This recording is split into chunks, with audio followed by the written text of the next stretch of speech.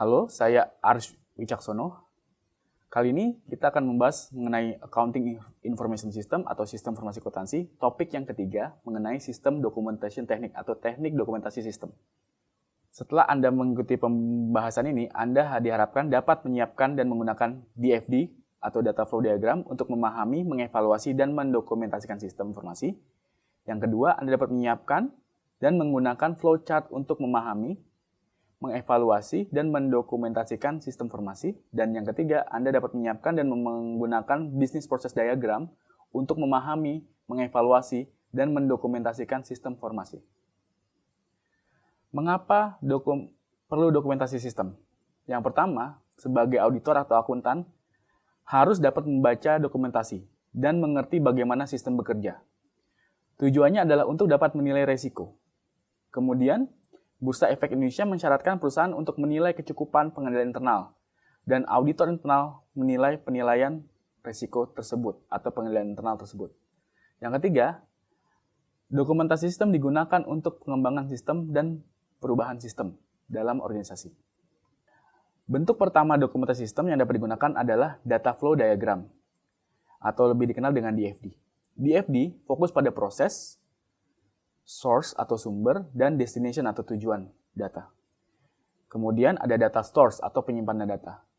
DFD secara visual sederhana dapat digunakan untuk mewakili proses yang sama pada tingkat abstrak atau detail yang tinggi. Karena sifatnya bertingkat, mulai konteks diagram, level 0, dan level 1, dan seterusnya. Seperti dapat dilihat pada gambar, berikut adalah contoh basic data flow diagrams element atau elemen dari DFD. Data stores, proses dalam bentuk bulat, data source, kotak atau entitas, kemudian ada data store. Lalu arus data digambarkan oleh garis panah. Panduan dasar dalam pembuatan DFD adalah yang pertama, Anda harus memahami sistem yang ingin Anda gambarkan. Yang kedua, DFD adalah representasi sederhana yang berarti Anda perlu mempertimbangkan apa yang relevan dan apa yang perlu disertakan. Kemudian, mulailah dengan tingkat tinggi atau diagram konteks. Kemudian Anda bisa masuk ke level yang lebih detail, di level 0 atau level 1, maupun level 2. Kemudian, Anda harus mengidentifikasi dan mengelompokkan semua elemen dasar DFD. Selanjutnya, Anda harus memberi nama elemen, jangan lupa, berupa nama deskriptif. Gunakan kata kerja tindakan untuk proses. Kemudian, setelah Anda menyusun DFD, lakukan review dan perbaiki DFD Anda agar mudah dibaca dan dimengerti. Kemudian flowchart.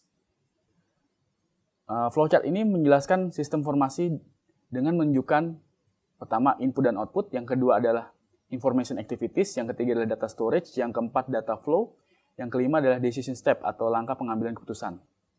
Kekuatan dari flowchart adalah bahwa mereka dapat dengan mudah menangkap kontrol melalui titik keputusan, menunjukkan proses manual dan proses otomatis. Berikut adalah gambar simbol yang digunakan dalam flowchart. Ada simbol input, simbol processing, simbol storage, dan simbol flow. Masing-masing memiliki jenisnya. Kemudian ada beberapa tipe flowchart. Yang pertama, dokumen flowchart. Dokumen flowchart menunjukkan arus dokumen dan data untuk sebuah proses yang berguna dalam mengevaluasi pengendalian internal. Yang kemudian adalah sistem flowchart, yaitu menggambarkan siklus pengolahan data untuk sebuah proses. Kemudian, program flowchart yang digunakan untuk menggambarkan urutan logika dalam proses sistem. Panduan dalam membuat flowchart, pahami sistem yang akan Anda buat flowchartnya. Kemudian, identifikasi proses, dokumen, data flow, dan prosedur. Kemudian atur flowchart sehingga terbaca dari atas ke bawah dan ke kiri ke kanan. Lalu beri nama elemen secara deskriptif, edit, review, refine agar mudah dibaca dan dimengerti flowchart yang Anda telah buat. Kemudian business process diagram. BPD atau business process diagram merupakan cara visual untuk mewakili kegiatan dalam proses bisnis. Maksudnya adalah agar semua pengguna bisnis dapat dengan mudah memahami prosesnya melalui notasi yang standar. BPD ini dapat menunjukkan unit organisasi yang melakukan aktivitas dalam bisnis proses. Berikut adalah gambar simbol dari yang ada pada bisnis proses diagram.